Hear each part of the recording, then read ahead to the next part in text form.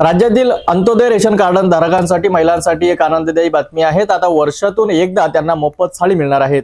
होळीपूर्वी या साड्यांचे वितरण होणार असून जिल्ह्यातील 4.5 लाख महिलांना याचा लाभ मिळेल। यवतमाळ जिल्ह्यातील सर्वाधिक महिला लाभार्थी नोंदविण्यात आले आहेत। राज्याच्या वस्त्रोद्योग विभागाने घेतलेल्या निर्णयानुसार अंत्योदय रेशन कार्ड असलेल्या महिलांना मोफत साडी देण्याची योजना आखण्यात आली आहे। यावर्षी होळीपूर्वी साड्यांचे वाटप करण्यात येणार असून त्या आकर्षक रंगसंगतीत असतील। या योजनेमुळे महिलांमध्ये आनंदाचे वातावरण आहे। दिनेश सुरेश मेश्राम मी बोलते तुरतेपंथी। मला 35 किलो माल भेटते।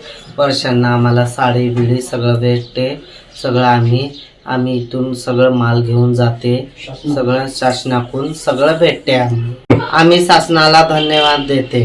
यवतमाळ जिल्ह्यात 1,34,260 महिला लाभार्थींना या योजनेचा लाभ मिळणार आहे। मार्च महिन्यात धान्य वाटपाच्या वेळी या साड्या वितरित केल्या जातील।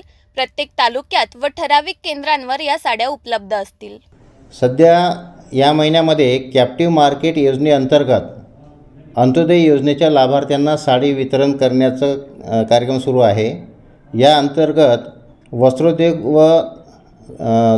विभागाकडून यवतमाळ जिल्ह्यामध्ये 1,34,260 साड्या प्राप्त होणार आहेत।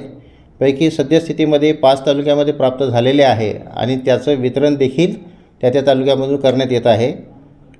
हा जो लाभ आहे हा केवळ अंत्योदय योजनेच्या लाभार्थ्यांना प्रति शिधापत्रिका 1 साडी अशा पद्धतीने दिल्या जाणार आहे आणि याचं वितरण आम्ही होळीपूर्वीच करण्याचं नियोजन केलेलं आहे। तशी आमची पूर्ण तयारी आहे आणि ह्या वितरणाच्या अनुषंगाने लाभार्थ्यामध्ये चांगला उत्साह दिसून येत आहे। राज्यातील महिलांसाठी ही एक चांगली बातमी असून त्यामुळे अनेक कुटुंबियांना सणासुदीच्या काळात आनंद मिळणार आहेत। योजनेच्या अंमलबजावणीसाठी सरकारने तयारी केली असून लाभार्थ्यांना योग्य वेळी साडी मिळेल याची खात्री दिली जात आहे। यवतमाळ जिल्ह्यात सर्वाधिक लाभार्थी असल्याने तेथे विशेष नियोजन करण्यात आले आहेत।